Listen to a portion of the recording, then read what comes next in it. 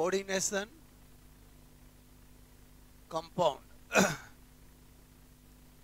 Topic start किया अपन ने coordination bond, coordination compound को कोऑर्डिनेशन क्यों कहते हैं, कॉम्प्लेक्स क्यों कहते हैं जाना, लिगेंड क्या होता है, लिगेंड के टाइप्स कितने होते हैं, उनके एग्जाम्पल क्या है, और फिर हमने स्टार्ट किया वन बाय वन चीज सीखना।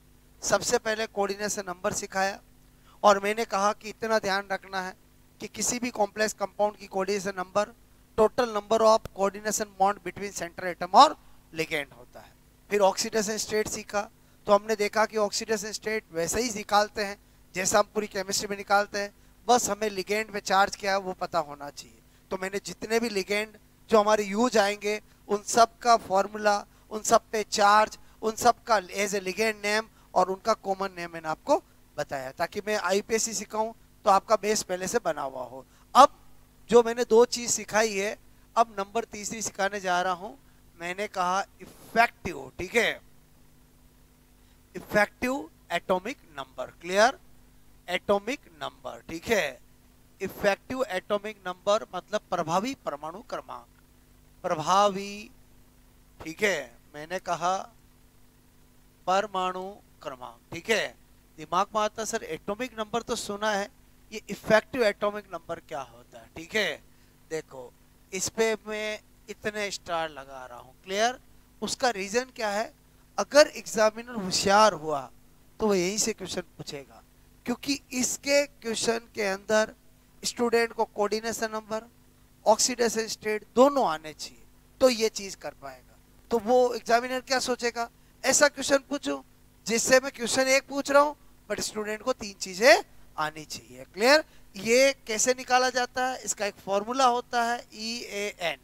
बोलो किसी भी कोऑर्डिनेशन कंपाउंड में अगर किसी सेंटर एटम का इफेक्टिव एटॉमिक नंबर पूछा जाए तो पहले लिखना है जेड, जेड मतलब atomic number of centre atom. बोलो जेड लिखो या atomic number of centre atom, समझोगे। पहले क्या करना है, atomic number of centre atom, clear, okay. या मैं ऐसे लिख तो समझ में आया, बोलो सबसे पहले जेड, क्लियर। उसके बाद क्या करना, minus oxidation state, clear, oxidation state of centre atom, clear, of मैंने कहा centre atom, clear, plus 2 multiply coordination number, clear, coordination number. तो इस फॉर्मूले को जैसे आपने देखा तो आपको एक बात समझ में आई, इसीलिए सर ने पहले कोऑर्डिनेशन नंबर और ऑक्सीडेशन स्टेट सिखाई ताकि आप इफेक्टिव एटॉमिक नंबर इस इक्वेशन को सॉल्व कर सको, ठीक है। अब क्या होता है कि ये जो फॉर्मूला है इसको यूज करके हम कुछ क्वेश्चन कर हैं। जैसे मैंने क्वेश्चन दिया, मैंने कहा K फॉर FeCN6, क्लियर, बोलो का EAN होगा और 4 ऑप्शन होंगे, ठीक है। तो हम क्या करेंगे, सबसे पहले जेड कितना होता है Fe का 26, क्लियर, ओके। मैंने कहा जेड ऑफ Fe कितना है, बोलो 26। मैंने कहा यहाँ पर ऑक्सीडेशन स्टेट कितनी है, तो मैंने कहा यार हवा हवा में पता लगा लूंगा, +2 निकालना सिखाया मैंने आपको। मैंने कहा कोऑर्डिनेशन नंबर, बोलो कोऑर्डिनेशन नंबर, अगर कोऑर्डिनेशन नंबर की बात करूं तो वो कितना है, बोलो 6, क्लियर। ये चीज मुझे यहाँ से पहले पता लगानी पड़ेगी, फिर मुझे क्या करना पड़ेगा, EAN, क्लियर। तो यहाँ पर 26, बोलो -2 और 2 मल्टीप्लाई 6, यही मेरा फॉर्मूला है, क्लियर। तो मैंने कहा 26 में से 2 गया 24 और मैंने उसमें 12 जोड़ दिया तो कितना आ गया 36, और मैं 36 टिक कर दूंगा क्योंकि ऑप्शन जो आएंगे वो 34, 36, बोलो आपको मैंने कहा 32, 46, तो मैंने क्या कर दिया 32, क्लियर। तो आपको समझ में आया क्या करना पड़ता है, कोऑर्डिनेशन नंबर, ऑक्सीडेशन स्टेट निकालना पड़ेगा, फॉर्मूले में रखना पड़ेगा और फिर आप कर सकते हो, क्लियर। तो आपको मेरी बात समझ में आए। अब जैसे मैंने कहा एक और क्वेश्चन कराता हूं, ठीक है। मैंने कहा NiCO4, क्लियर, का इफेक्टिव एटॉमिक नंबर, ठीक है। इफेक्टिव एटॉमिक नंबर की बात करूं तो मैंने कहा यहाँ पर जेड ऑफ निकल कितना होता है, तो आयरन कोबाल्ट निकल मतलब कितना हो गया 28, क्लियर, ओके। मैंने कहा इसका ऑक्सीडेशन बोलो आपसे स्टेट क्या होगी, तो मैंने कहा जीरो। क्लियर। बोलो ये मैं जीरो कैसे लिख रहा हूँ, अब आपको हवा हवा पता चलना चाहिए। कल हमने अच्छे से सीखा कि इसका न्यूट्रल है और x बराबर 4 into zero is equal to zero, तो x is equal to zero, coordination number. Clear. अच्छा आपको भी ये चीजें लिखनी थोड़ी है, तो आपको खुद को मन में रखनी है, डायरेक्ट फॉर्मूला सॉल्व करना है। ओके कोऑर्डिनेशन नंबर कितना है 4, बस फिर तो क्या करना है, इफेक्टिव एटॉमिक नंबर। क्लियर। क्या करूंगा, मैंने कहा 28 माइनस 0 2 मल्टीप्लाई 8, बोलो 28, बोलो यहाँ पर 8 दूनी 16 कितना हुआ बोलो, तो अपन ने देखा कितना हो गया 34। अरे हाँ हाँ हाँ क्लियर। ओके तो ये कितना हो गया 36, बात समझ में, कोई दिक्कत नहीं। क्लियर। अब कर सकते हो आप, बोलो ये कर सकते हो, ठीक है। लेकिन होता क्या है, ये तो सिंपल क्वेश्चन है, मेरी बात को समझना, ये बोलो स्टूडेंट कर लेते हैं। कभी कभी क्या होता है, हालांकि जो मैं अब करा रहा हूँ वो क्वेश्चन थोड़ा हायर नेट में फर्स्ट ग्रेड में आता है, बट अभी तो क्या है, मैंने बोला सेकंड ग्रेड का लेवल भी इतना बढ़ गया है। अब पिछले साल का पेपर देखो बोलो, तो इसका मतलब हुआ कि हमें बोलो जितनी चीज है उससे ज्यादा ही पता होना चाहिए। तो अगर आपको ऐसा दे दे CO2 CO8 होल क्वाइस 2 क्लियर का इफेक्टिव एटॉमिक नंबर, तो ये करना आना चाहिए। तो इसमें क्या होगा, फॉर्मूले में थोड़ा चेंज करना पड़ेगा। फॉर्मूले में क्या करना पड़ेगा, चेंज, मतलब बात समझो ना। ये क्वेश्चन 2008 2015 कितनी बार एग्जाम में पूछा गया है, बट फर्स्ट ग्रेड केमिस्ट्री में पूछा गया है। क्लियर। लेकिन मैंने आपसे कहा कि आपके सेकंड ग्रेड में पूछ सकते हैं, क्योंकि हम ये तो पढ़ ही रहे ना, बोलो ये तो पढ़ ही रहे बोलो। क्लियर। तो अब मुझे यहाँ पर क्या पता चला, ये जो मैं कर रहा था वो सिंगल सेंटर एटम थी। क्या थी, सिंगल सेंटर एटम। क्लियर। और इसमें क्या है, दो सेंटर एटम है, कोबाल्ट 2 है ना, तो इसका मतलब हुआ 2 3 4 कुछ भी दे सकते हैं मुझे, तो मैं उनको कैसे करूंगा, तो उनको करने के लिए क्या बोल रहा हूं मैं आपको, पहले नोट बता रहा हूं। क्लियर। स्पेशल नोट ध्यान से समझो। बोलो यदि यदि मोर देन 1, ठीक है, सेंटर एटम हो। क्लियर। सेंटर एटम हो मतलब बोलो एक से ज्यादा सेंटर एटम हो। क्लियर। तो उस केस में effective atomic number, clear, effective atomic number करने के लिए क्या करना पड़ेगा, Z माइनस ऑक्सीडेशन स्टेट, बोलो 2 multiply coordination number plus number of sharing electron between metal metal. Clear. बोलो मैंने क्या लिखा, sharing electron between metal metal, ये फॉर्मूला थोड़ा सा बढ़ जाएगा। क्लियर।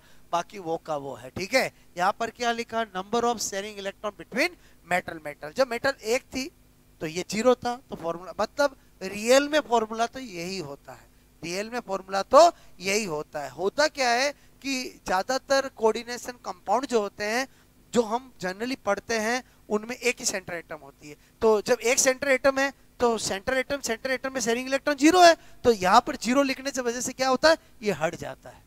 मेरी बात समझ में, मतलब रियलिटी में तो फॉर्मूला यही होता है। वो तो क्या किया किताबों वालों ने, या बोलो आपसे मैं कह रहा हूं, बोलो फॉर्मूले को छोटा कर दिया है, फॉर्मूले को क्या कर दिया, छोटा कर दिया। क्लियर। अब बोलो दिमाग में आता है सर हमें कैसे पता चलेगा नंबर ऑफ शेयरिंग इलेक्ट्रॉन कितने होंगे। क्लियर। तो फिर मैं आपको लॉजिक बता देता हूं, इधर देखो, बोलो यहाँ पर बाकी सब चीज तो निकालना आता ही है, नंबर ऑफ मैंने कहा sharing electron, clear, between metal metal, clear, between metal metal, ये तो समझ गए, धातु धातु के मध्य साझा किए जाने वाले इलेक्ट्रॉन की संख्या। ओके। यदि 2 मेटल हो, क्लियर, तो 2 मेटल होंगे तो ऐसे ही जुड़ेंगे, ऐसे ही जुड़ेंगे, तो नंबर ऑफ शेयरिंग इलेक्ट्रॉन कितने हो गए, 2, और नंबर ऑफ शेयरिंग इलेक्ट्रॉन कितने हो गए, 2। क्लियर। ओके मैंने कहा यहाँ पर नंबर ऑफ मैंने कहा शेयरिंग इलेक्ट्रॉन कितने हो गए, 2। अच्छा यदि इफ 3 मेटल हो, कितनी हो बोलो, 3 मेटल हो। क्लियर। अब मैंने कहा यार 3 मेटल होगा, उनको कैसे जोड़ूं कि एक दूसरे में जुड़ सके, तो मैंने कहा दुनिया की कोई ताकत इसके अलावा उनको जोड़ नहीं सकती। बताओ 3 मेटल ऐसे ही जुड़ेगी और ऐसे ही जुड़ेगी ना, कोई कहे सर ये 3 मेटल कहाँ जुड़ी मुझे बताना, और आपस में कहाँ जुड़ी बोलो। क्लियर। तो मेरे कहने का मतलब है कितना हो गया बोलो, 6। बात समझ में, मैंने कहा यदि यदि यदि 4 मेटल हो, कितनी हो, 4 मेटल। दिमाग लगाओ कैसे जोड़ेंगे, सब आपस में कनेक्ट होनी चाहिए। तो मैंने कहा ऐसे ऐसे ऐसे और ऐसे, तो कितना हो गया बोलो 8। अब आप बोलो 5, बोलो 6, बोलो 7, और सब कर सकते हो नहीं कर सकते हो, बोलो क्लियर। तो मेरे कहने का मतलब है इसकी टेंशन खत्म। बोलो अब आपको वो टफ से टफ एग्जाम दे दे तो भी आप कर सकते हो, जैसे इसको करते हैं, ठीक है। सबसे पहले EAN, क्लियर। बोलो एटॉमिक नंबर कितना है कोबाल्ट का, कितना है 27। क्या कोबाल्ट एक है कि दो है, दो है, तो 2 मल्टीप्लाई 27 तो करना ही पड़ेगा, नेचुरल है। बोलो बात समझो ना कि भाई मैं इफेक्टिव एटॉमिक नंबर निकाल रहा हूं तो 2 मेटल है तो 2 का जेड लेना ही पड़ेगा, क्लियर। अच्छा ऑक्सीडेशन स्टेट क्या है, 0 है, क्लियर। ओके कोऑर्डिनेशन नंबर कितना है, 8 है, क्लियर। अच्छा plus number of serine electron कितने कर दूंगा, 2 कर दूंगा, क्लियर। तो जोड़ा 27 और 2 कितना होता है, आपको सिर्फ 54 होता है, क्लियर। ओके और 8 और 2 कितना होता है, 16 और 2, मैंने कहा यार ये तो हो गया 72, क्लियर। क्या 72 मुझे टिक करना है क्या, नहीं 72 तो ऑप्शन ही नहीं मिलेगा आपको, क्लियर। इसके ऑप्शन मिलेंगे 36, 32, बोलो आपको 52, क्लियर, और 34 ऐसे मिलेंगे। तो इसका मतलब हुआ ये तो मैंने 2 कोबाल्ट का निकाला है, एक कोबाल्ट के लिए क्या करना पड़ेगा, वापस 2 से डिवाइड करना पड़ेगा। इसका मतलब 3 मेटल होगी तो जो रिजल्ट आएगा उसमें 3 से डिवाइड करना पड़ेगा, 4 मेटल होगी तो जितना आएगा उसमें डिवाइड बाय 4 करना पड़ेगा, क्लियर। तो इसमें डिवाइड बाय बोलो 72 आया, अतः मैंने कहा EAN is equal to 72 divide by 2 करूंगा तो 36 आ जाएगा। कितना आएगा बोलो 36। कुछ समझ में आया बोलो। अब ये नोट करो, फिर आपकी अग्नि परीक्षा आपको दूंगा मैं एग्जाम्पल, आप पहले करके बताना, ठीक है।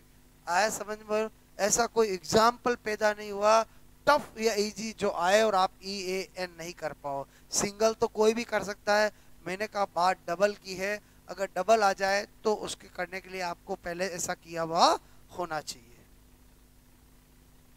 आया समझ में बोलो।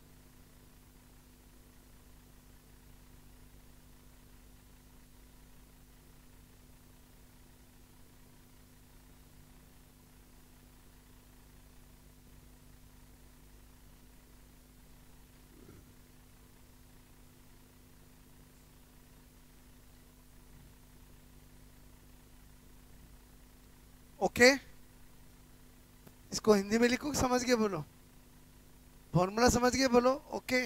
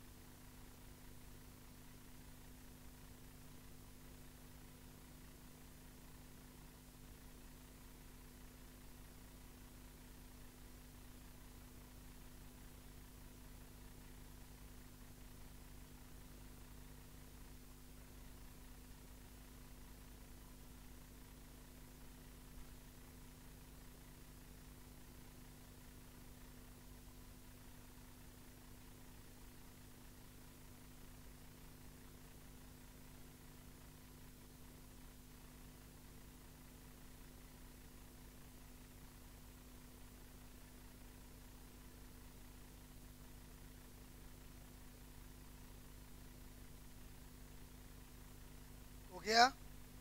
ओके। इसके लिए पहले ये लॉजिक नोट करो, फिर वो क्वेश्चन करना, ठीक है?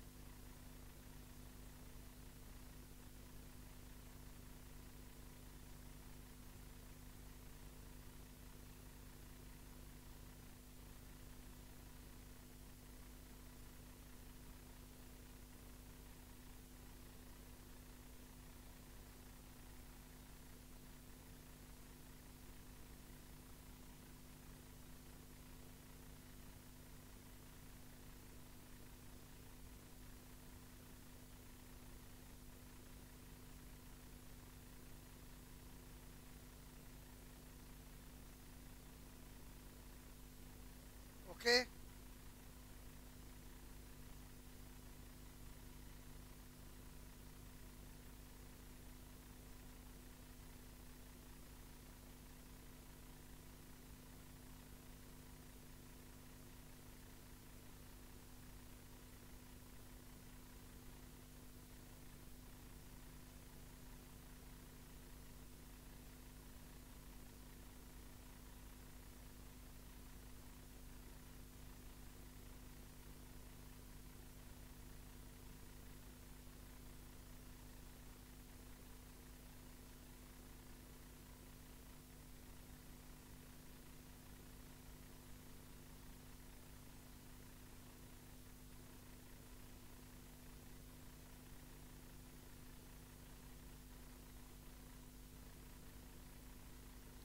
ओके।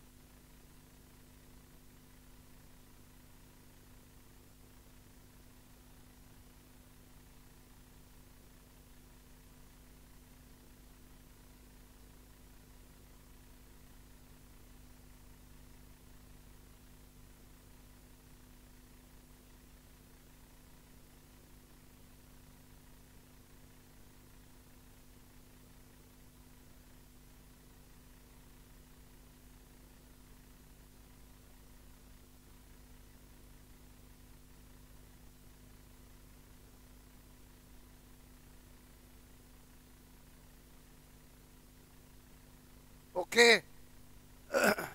तो ये तो सारे मैंने सिखाए, दूं मैं, आप करोगे? बोलो। एक बार हमें सीखना आ गया, हमारे सामने कोई सा भी एग्जाम्पल हो, कोई फर्क नहीं पड़ेगा, एग्जाम्पल नहीं याद करना, लॉजिक सीखना है, ठीक है? मैंने कहा निम्न का ई एन ज्ञात करो, ठीक है? फाइंड आउट ए एटॉमिक नंबर। नंबर वन, एक मैंने पूछा आपको NiCl4, ठीक है? मैंने लिखा यहाँ पर NiCl4-2, ठीक है? दूसरा मैंने दिया Mn2CO10, ओके? बस ये दो कर लो, बहुत है, ठीक है? मैंगनीज को जानते हो, निकल को जानते हो, ठीक है।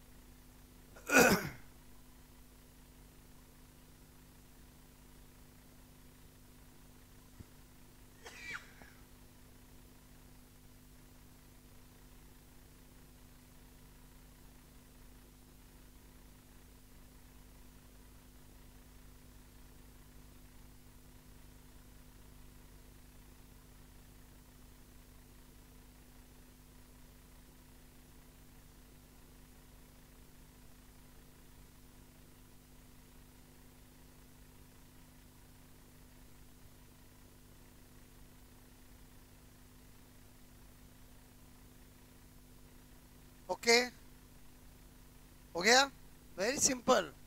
पहले का कितना आया है? जोर से बोलो। 34। और सेकंड का? पक्का? ओके, तो EAN कोबाल्ट निकल 28 और ऑक्सीडेशन स्टेट -2 और 2 × 4 ऐसे ही करूंगा मैं, बोलो क्लियर? ओके 2834। मतलब क्या पता चला? 10 सेकंड से ज्यादा क्वेश्चन होता नहीं, वो तो हम सीख रहे थे तो वो सारी चीजें लिख रहे थे। EAN मैंने कहा 2 × 25 plus 10 × 2 × 10 plus sharing electron 2, clear? तो 50 प्लस 20 प्लस 2 72। तो अतः EAN कितना हो जाएगा? 72 / 2 36। एक बात लॉजिक की समझ में आई कि पहले तो ऐसे कंपाउंड बहुत लिमिटेड होते हैं और उनको बनाया ही ऐसे जाता है कि उनका एटॉमिक नंबर 36 यानी नियर बाई इनर्ट गैस के जैसा आए। बात समझ में? लेकिन मैं नहीं चाहता हूं कि आप 36 रट लो, मेरी बात समझो ना, मेरी बात समझे? सपोज एट आपका एग्जाम्पल ही वही आ गया जो आपको क्लास में कराया, फिर तो निकालने का भी टाइम वेस्ट क्यों करेंगे जब तो 36 करेंगे ना। मैं क्या बोल रहा हूँ, बात समझो ना। मतलब मैंने जो आपको एग्जाम्पल कराया यही वो एग्जाम्पल है जो अगर कभी पूछे गए हैं तो आपका ये फर्स्ट ग्रेड में पूछा गया है, ठीक है। बट मैं तो कह रहा हूँ कोई सा भी आए तो भी कर सकते हो। आपको लॉजिक समझ में आ गया? बोलो हम क्यों रटे कि 36 बोलो हमें करना है, या और समझे? तीसरी चीज सीख है, बोलो इसके आने का चांस ज्यादा क्यों है? क्योंकि एक क्वेश्चन में एग्जामिनर कितनी चीज पूछ लेता है? 3। कोऑर्डिनेशन नंबर भी अल्टीमेटली आना ही चाहिए, ऑक्सीडेशन स्टेट आना ही चाहिए, तो इफेक्टिव एटॉमिक नंबर निकाल पाओगे। आ जाओ मैं नंबर 4 पे, 3 चीज परफेक्ट आ गई। ओके, अब आ रहा हूं मैं, बोलो किस पे? Number 4 IUPAC name clear of complex compound, ठीक है। Okay, IUPAC name of complex compound, ठीक है। जब भी ये वर्ड किसी के आगे आ जाता है तो बिना रूल के कभी भी हम कर नहीं सकते। IUPAC पहले रूल देता है और रूल को अप्लाई करके नाम सिखाता है, क्लियर? तो इसका मतलब हुआ रूल जितने क्लियर होंगे नाम लिखने में दिक्कत नहीं आएगी। तो मैं आपको 5 रूल सिखा रहा हूं, 5 रूल परफेक्टली सीख गए तो आपको कोई सा भी कॉम्प्लेक्स कंपाउंड उसका नाम लिख सकते हो। तो यहां पर रूल नंबर 1, ठीक है। रूल नंबर 1 क्या है कि अगर किसी कॉम्प्लेक्स कंपाउंड के कोऑर्डिनेशन स्पेयर के बाहर लेफ्ट साइड में कोई आयन हो, वापस सुनो क्या बोल रहा हूं, अगर कोऑर्डिनेशन कंपाउंड के कोऑर्डिनेशन स्पेयर के लेफ्ट साइड में कोई आयन हो तो उसका बोलो उसका कॉमन नेम लिखा जाता है विदाउट एनी डाइट्राइट टेट्रा के। क्लियर? मतलब जो मैंने बोला वो मैं बाद में बताऊंगा। एग्जाम्पल पहले समझो, K4FeCN6। बताओ ये मेरी नजर में कोऑर्डिनेशन स्पेयर है, ये मेरी तरफ लेफ्ट साइड है और ये राइट साइड है यहाँ पर पोटेशियम, पोटेशियम को पोटेशियम ही लिखेंगे। क्लियर? ओके। लेकिन टेट्रा पोटेशियम लिखेंगे पोटेशियम, खाली पोटेशियम। बात समझ में आए? ओके, ये पोटेशियम। आगे तो मैंने सिखाया ही नहीं है, बोलो क्लियर? तो पहला रूल क्या कहता है? यदि क्यों?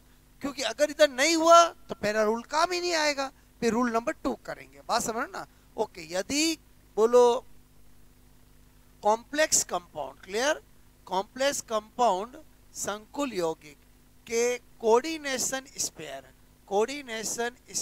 क्लियर के बाहर आयनिक स्पेयर में क्लियर स्पेयर में left side, clear left side में कोई आयन हो, क्लियर आयन हो, ओके आयन्स हो तो उसका कॉमन नेम मैंने कहा बिना डाई ट्राई टेट्रा बोलो के लिखा जाता है। एक बार रूल सीख गए उसके बाद रूल पढ़ने की भी जरूरत नहीं है। पहला रूल परफेक्टली आया, बोलो ओके। आ जाता हूं रूल नंबर 2, ठीक है। रूल नंबर 2 क्या है कि कोऑर्डिनेशन स्पेयर में सर्वप्रथम अल्फाबेटिकल ऑर्डर में लिगेंडों का नाम लिखा जाता है। रूल नंबर 2 क्या है? Coordination sphere, clear coordination sphere बोलो समन्वय मंडल। कोऑर्डिनेशन स्पेयर का मतलब क्या हुआ? बोलो समन्वय मंडल। क्लियर? ओके।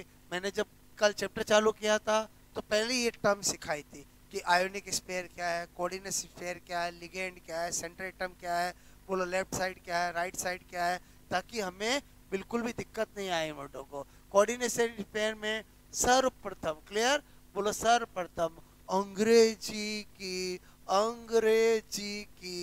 वर्णमाला मतलब आपको क्या बोल रहा हूँ? Alphabet order. क्लियर? वर्णमाला में लिगेंड, ठीक है, का नाम लिखा जाता है। ठीक है, बोलो ये हमें अल्फाबेट कब यूज करना है? जब more than one type of ligand हो।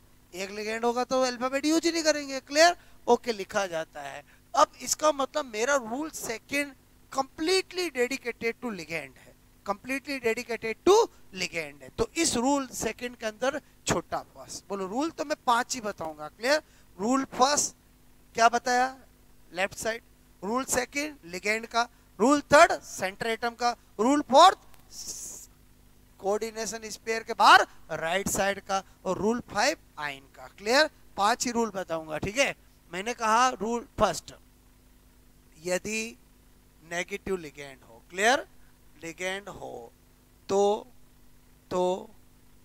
ओ सफिक्स लगाया जाता है। ठीक है, फंडा पहले ही क्लियर कर चुका हूं।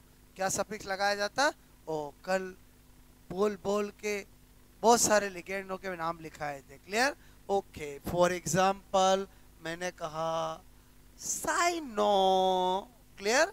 ओके, लेकिन 2004 के बाद हेलोजन और हेलाइड का आइडो लिखा जाता है। वो यहाँ लिखने की जरूरत नहीं है क्योंकि हम पहले बोलो जान चुके हैं। ठीक है, अच्छा, यदि पॉजिटिव लिगेंड, क्लियर लिगेंड हो, ठीक है, तो ईएम सफिक्स लगाया जाता है। आपके लिए बिल्कुल भी नया नहीं है क्योंकि ये मैं छोटे छोटे पढ़ने कल ही क्लियर कर चुका हूं। फॉर एग्जाम्पल मैंने कहा NO plus nitrosonium, nitrosonium, clear. मैंने कहा NO2 plus nitronium, clear, nitronium, ठीक है। छोटा थर्ड, छोटा थर्ड, छोटा थर्ड, छोटा थर्ड, क्लियर। यदि न्यूट्रल लिगेंड हो, क्लियर, न्यूट्रल लिगेंड हो तो कोई सफिक्स नहीं लगाया जाता है, कोई सफिक्स नहीं लगाया जाता है, ठीक है, कोई सफिक्स नहीं लगाया जाता है। ओ किसका लगाएंगे? नेगेटिव का। EM किसका लगाएंगे? पॉजिटिव का। और न्यूट्रल लगा तो कोई नहीं लगाएंगे। जैसे मैंने कहा H2O, एक्वा, NH3, एमीन, याद करो कल बता दिया था फंडा। M कितना आएगा? डबल आएगा, क्लियर, ओके। कार्बोनिल, ठीक है, बहुत है क्योंकि कल सारी लिस्ट अपन बना चुके हैं, ठीक है। छोटा फोर्थ, क्लियर, छोटा फोर्थ क्या? यदि किसी लिगेंड, क्लियर, लिगेंड की संख्या, ठीक है, बोलो मोर देन 1 हो, क्लियर, एक से ज्यादा हो तो, क्लियर, 2 के लिए डाई, 3 के लिए ट्राई, 4 के लिए टेट्रा, 5 के लिए पेंटा, 6 के लिए हेक्सा, बोलो लिखा जाता है, ठीक है, लिखा जाता है। बात समझ में आए? बोलो ओके। छोटा फिफ्थ, छोटा फिफ्थ क्या है? यदि यदि किसी लिगेंड, क्लियर, लिगेंड के नाम में पहले से ही, क्लियर, पहले से ही डाई, ट्राई वर्ड आते हो, क्लियर, आते हो, दाते हो तो 2 संख्या के लिए 20, 3 के लिए ट्रिस, 4 के लिए टेट्रा किस, बोलो टेट्रा किस, 5 के लिए पेंटा किस, बोलो पेंटा किस, 6 के लिए हेक्सा किस लिखा जाता है, क्लियर। ये कब लिखोगे? कंडीशन फिक्स है, di tri tetra penta hexa ही लिखना है। अगर किसी के नाम के अंदर आ गया हो, जैसे सपोज दैट ये एग्जांपल आपको कहीं पर ये मिल गया, बात समझ में आए तो मुझे बताओ इसका नाम क्या है? Ethylene diamine. अब मैं डाई इथाइलिन डाइएमीन नहीं लिख सकता हूं, इसका क्या लिखा जाएगा? बोलो बिस इथाइलिन डाइएमीन, क्लियर। बोलो आपको लॉजिक समझ में आया कि ये तभी यूज करेंगे जब ये कंडीशन हो। बात समझ रहे ना कि अगर किसी लिगेंड के नाम में पहले से डाई ट्राई आता हो तो उसके लिए डाई ट्राई फॉलो नहीं करना है, उसके लिए 2 के लिए 20, 3 के लिए ट्रिस, 4 के लिए टेट्राकिस, ओके। बात समझ में? तो ये सारा मेरा जो सारे पॉइंट थे ये किसको डेडिकेटेड थे? बोलो किसको डेडिकेटेड थे? Second rule. बात समझ में आया? बोलो ओके। अच्छा अब सेकंड रूल भी समझ में आ गया, क्लियर। मैंने कहा यार सेकंड रूल की थोड़ी प्रैक्टिस कर ले। बोलो फॉर एग्जांपल मैंने लिया यहाँ पर K फॉर FeCN6, क्लियर। जितना सीखा है उतना ही नाम लिखेंगे। बोलो potassium hexa cyano, that's all. आगे तो मैंने सिखाया ही नहीं, बोलो क्लियर, ओके। मैंने दिया यहाँ पर सपोज दैट क्रोमियम, बोलो H2O होल क्वाइस 2 Cl2 और Cl2, और मैंने कहा यहाँ पर सपोज दैट NH3 होल क्वाइस 2 प्लस, क्लियर। इसका नाम लिखना है। तो इधर कुछ है ही नहीं, चालू हो जाऊंगा लिगेंड से। ये मेरी नजर में कौन है? एक्वा। ये मेरी नजर में कौन है? क्लोरो, क्लोरो नहीं, क्लोराइडो, क्लियर। ये मेरी नजर में कौन है? Amine, clear. यही है, बोलो। ये क्यों लिख रहा हूं? जान कैसा एग्जांपल क्यों लिया? अगर 2 अल्फाबेट सेम मिल जाए तो उनके आगे का अल्फाबेट देखना है, क्लियर। बोलो इसमें आ रहा Q, इसमें आ रहा M, तो पहले क्या लिखूंगा? डाई और डाई एमीन, क्लियर। फिर क्या लिखूंगा? Di aqua, clear. फिर क्या लिखूंगा? Di chlorido. आगे तो मैंने सिखाया ही नहीं है, बात समझ हाँ या ना? क्लियर? ओके, मैंने अभी मैं किसकी प्रैक्टिस करा रहा हूँ? ओनली 4 लिगेंड की। अल्फाबेट समझ में आया बोलो आपको? क्लियर? ओके, सिंगल हो तो क्या अल्फाबेट, ठीक है? CuEn होल क्वाइस 2, ठीक है? और मैंने कहा यहाँ पर सपोजेट Cl2, क्लियर? इसका नाम लिखना है, ठीक है?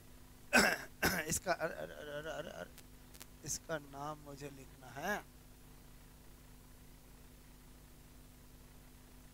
ठीक है? इसका नाम लिखना है, बात समझो ना? ओके, बताओ क्या करूंगा? मैंने कहा ये कौन है? इथाइलिन डाइअमीन। ये कौन है? क्लोराइड। तो पहले सी आता है एबीसीडी में, तो डाई क्लोराइडो, फिर बेस। क्लियर? बेस का बी नहीं काउंट करना है, वो तो हम अलग चीज है। बोलो इथाइलिन, बोलो डाई एमीन। क्लियर? ओके, आगे तो मैंने सिखाया ही नहीं है। पहले बताओ रूल 2 पक्का समझ में आया बोलो आपको? पहले रूल 2 नोट करो, फिर आगे की कहानी। मतलब मैं रूल ही आपको ऐसे सिखा रहा हूँ कि आपको एंड रूल होते होते आप नाम सीख जाओगे। क्लियर?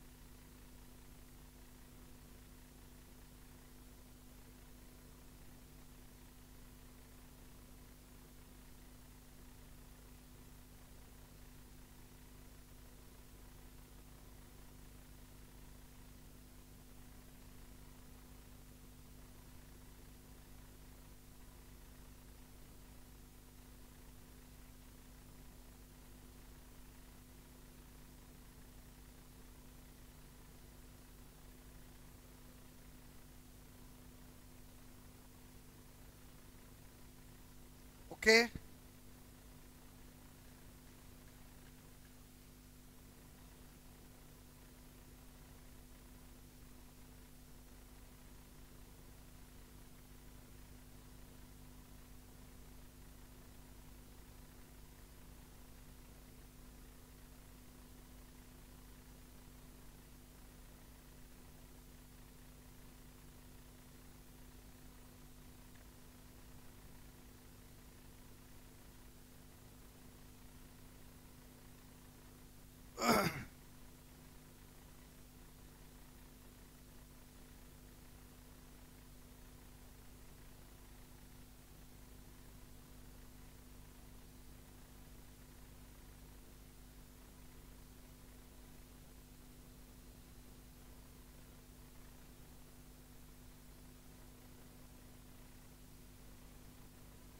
ओके,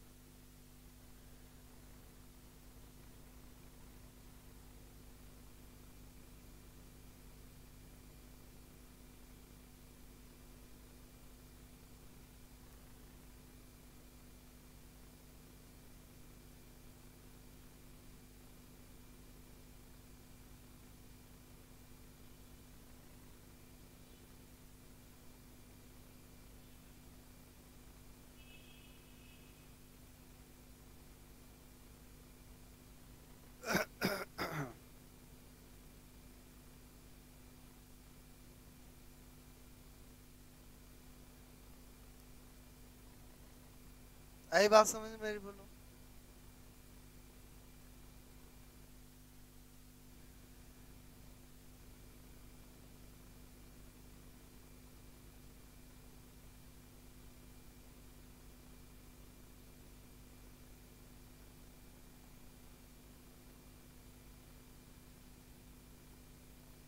ठीक है,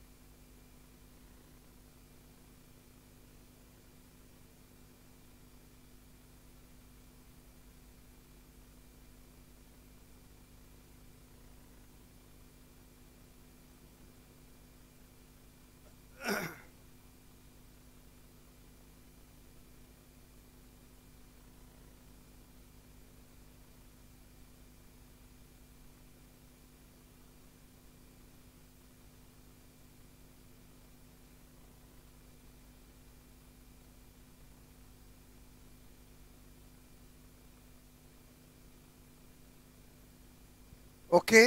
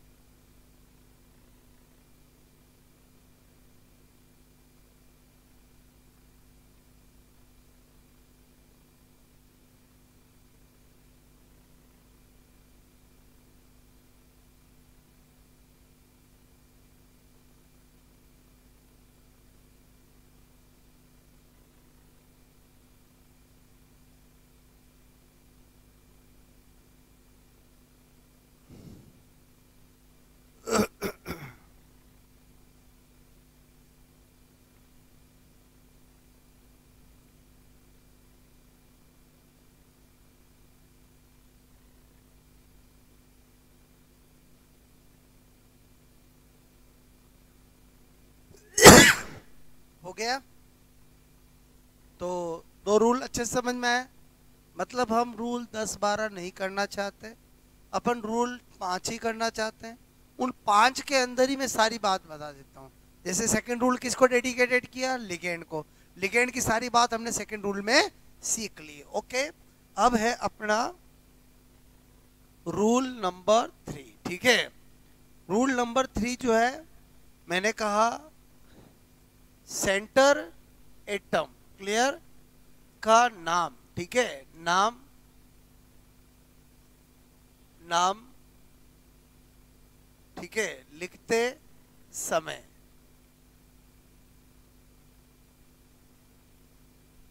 यदि कोऑर्डिनेशन कंपाउंड नेगेटिव एंटिटी ऋणात्मक सत्ता, ठीक है, वाला हो, जैसे K4FeCN6 या FeCN6-4, एक ही बात है। या तो कोऑर्डिनेशन स्पेयर के लेफ्ट साइड में कोई आयन हो या साक्षात नेगेटिव चार्ज दिखे। क्लियर? तो सेंटर एटम के नाम के बाद 8 सफिक्स लगाते हैं। कौन सा सफिक्स लगाते हैं? 8 सफिक्स लगाते हैं। ठीक है, जैसे इसी का नाम लिख के देख लेते हैं। ओके, जैसे क्या लिखूंगा? जितना सिखा चुका होता लिखूंगा। पोटेशियम,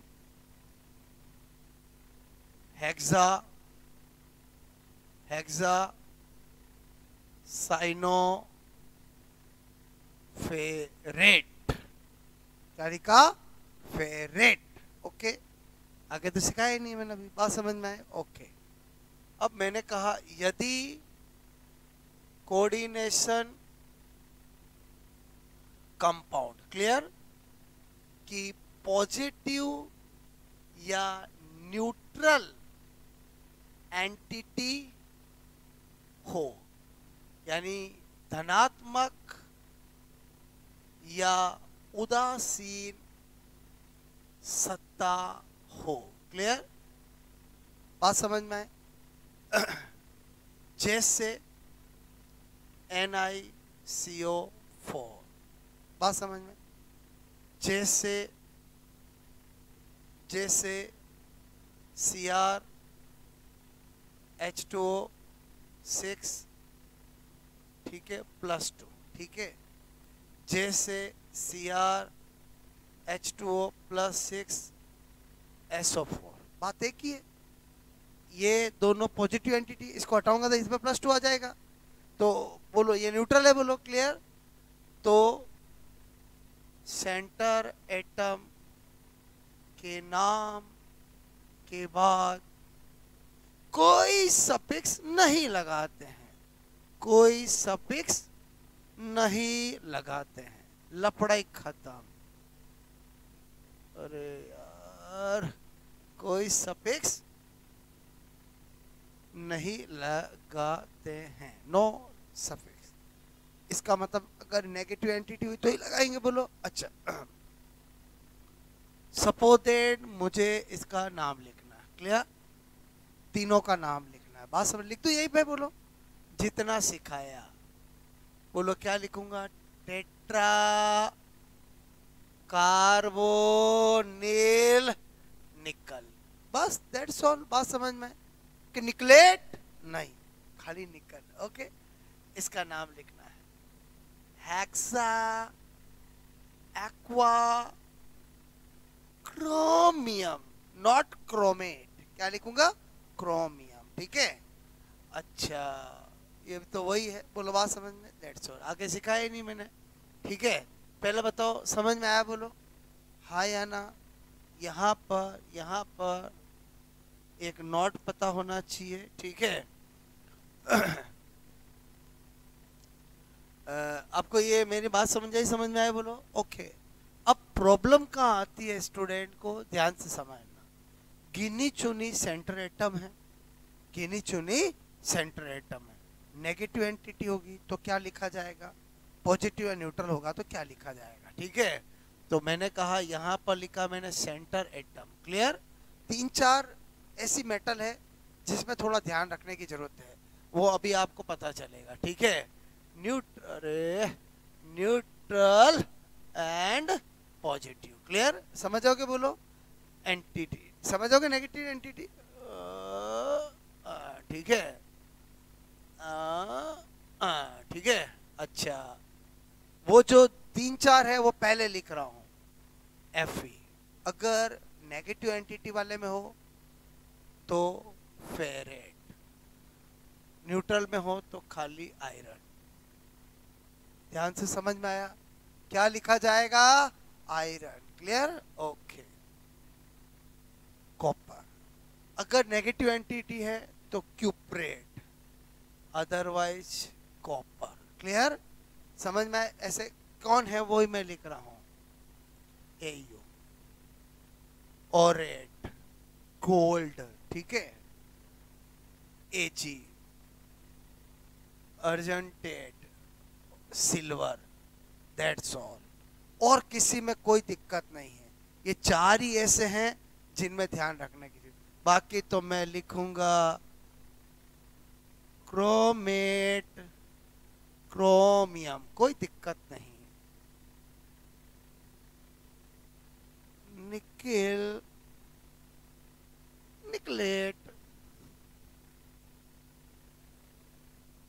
अरे वेरी गुड, आप समझ गए ना।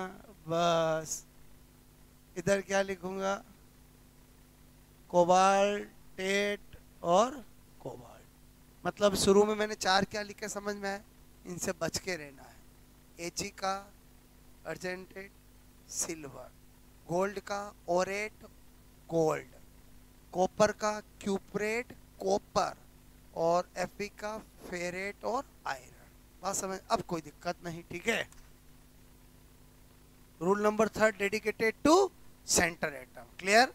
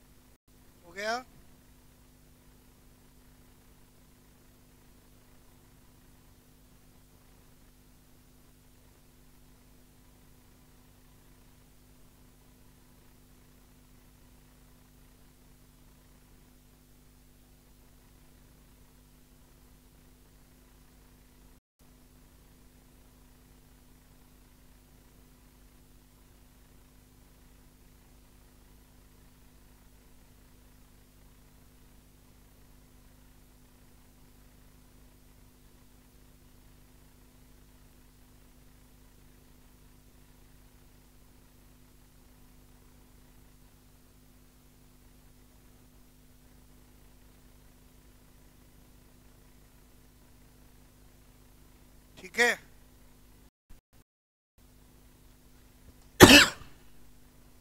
ये समझ में आ गया मैं क्या लिखना चाह रहा था? बोलो, बात समझ ना।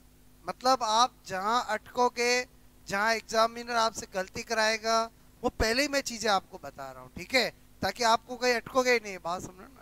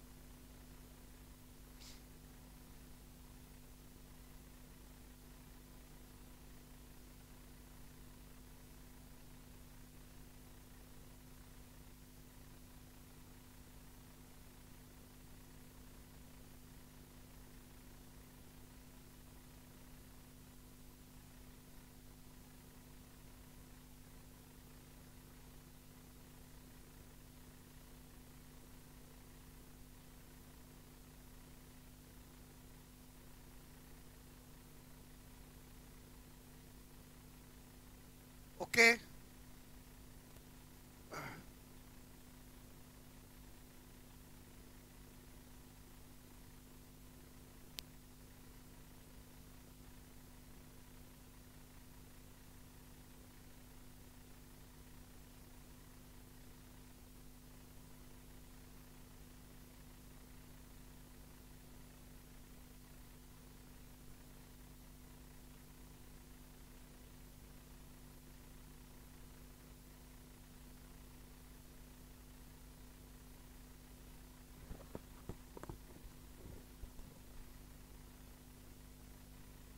ओके,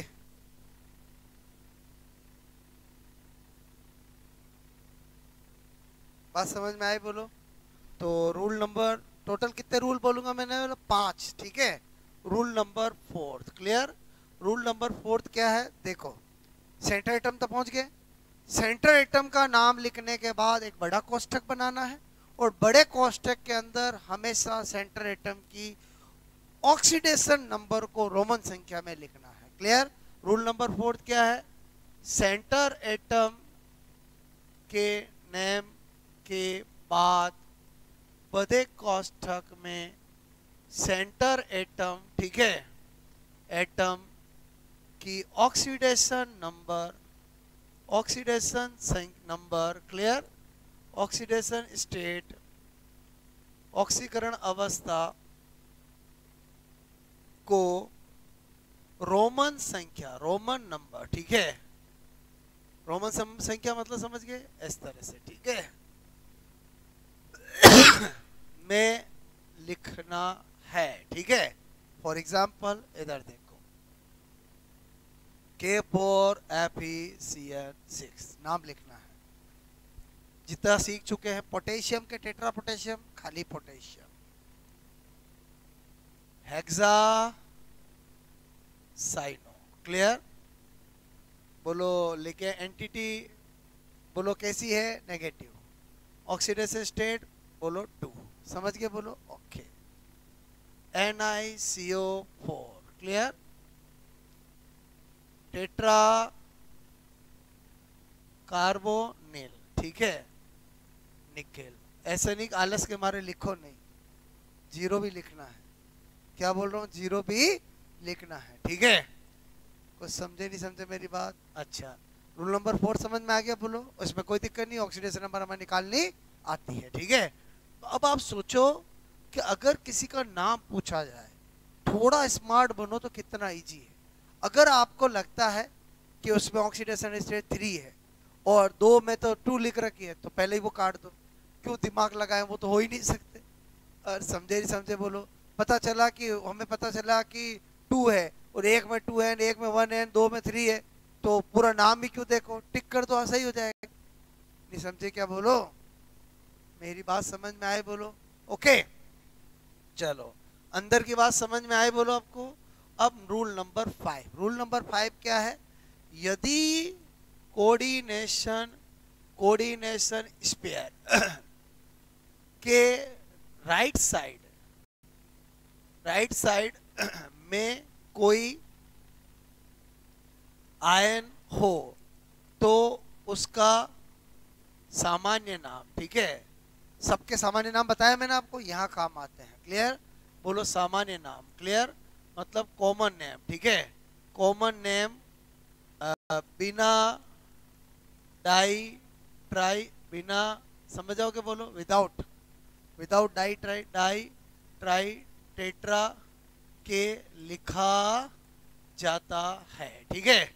जैसे सपोजेड मैंने लिखा यहाँ पर CrH2O6 और SO4, क्लियर, नाम लिखना है मुझे इसका। पहले क्या लिखूंगा, hexa, aqua, chromium, clear, chromium 2 और सिंपल सा सल्फेट, न कि सल्फेटो, क्या लिखूंगा, नॉर्मल सा सल्फेट। क्लियर, समझ में आया बोलो, ओके।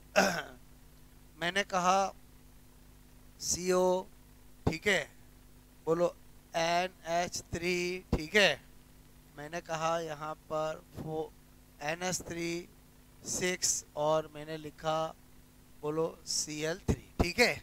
मुझे इसका नाम लिखना है, मैं क्या लिखूंगा बोलो, hexa amine, clear, hexa amine, यहाँ पर कोबाल्ट बोलो थर्ड, और सिंपल सा क्लोराइड, क्या लिख दूंगा, क्लोराइड, न कि क्लोराइड, खाली क्लोराइड लिखूंगा, न कि ट्राइक्लोराइड, नहीं खाली क्लोराइड लिखूंगा। Clear, okay. यहीं पर एक नोट बता रहा हूँ, रूल 5 बता चुका हूँ, नोट मेरा क्या है, इधर ध्यान दो, क्लियर, कि बोलो यदि, ठीक है, नोट यदि कोऑर्डिनेशन स्पेयर, क्लियर, स्पेयर पर पॉजिटिव या नेगेटिव चार्ज दे रखा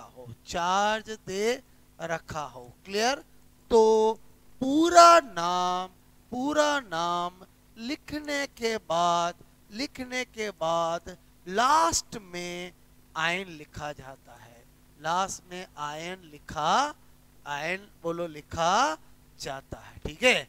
जैसे फॉर एग्जांपल मैंने लिया FeCN6-4, क्लियर, इसका नाम लिखना है, बोलो क्या लिखूंगा, हेक्सा साइनो फेरेट बोलो 2, और लास्ट में क्या लिखूंगा, आयन। बात समझ में आए बोलो, ओके। अच्छा, सपोजेड मैंने लिखा